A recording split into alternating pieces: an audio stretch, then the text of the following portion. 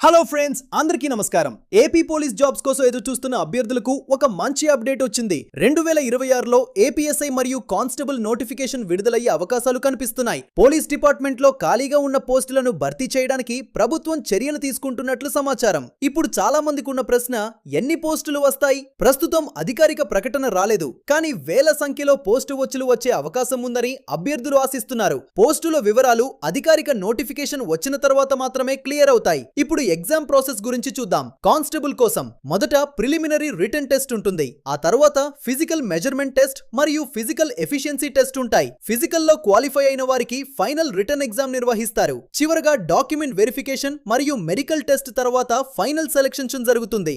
SI కోసం మొదట preliminary exam ఉంటుంది. తర్వాత ఫిజికల్ టెస్ట్ నిర్వహిస్తారు. ఫిజికల్ లో అర్హత సాధించిన వారికి మెయిన్స్ ఎగ్జామ్ ఉంటుంది. ఆ తర్వాత డాక్యుమెంట్ వెరిఫికేషన్ మరియు మెడికల్ టెస్ట్ ద్వారా ఫైనల్ సెలక్షన్ చేస్తారు. ఇప్పుడు కాంపిటీషన్ గురించి మాట్లాడితే ఫ్రెండ్స్, ఈసారి పోటీ చాలా ఎక్కువగా ఉండే అవకాశం ఉంది. ఎందుకంటే చాలా కాలంగా పోలీస్ నోటిఫికేషన్ కోసం అభ్యర్థులు ఎదురు చూస్తున్నారు. అందుకే ఇప్పటి నుంచే ప్రిపరేషన్ ప్రారంభించడం చాలా ముఖ్యం. ప్రిపరేషన్ స్ట్రాటజీ: ప్రతిరోజు కనీసం 6 గంటలు చదవడానికి ప్రయత్నించండి. అరిథమెటిక్, రీజనింగ్, జనరల్ స్టడీస్ మరియు కరెంట్ అఫైర్స్ పై మంచి పట్టు సాధించండి.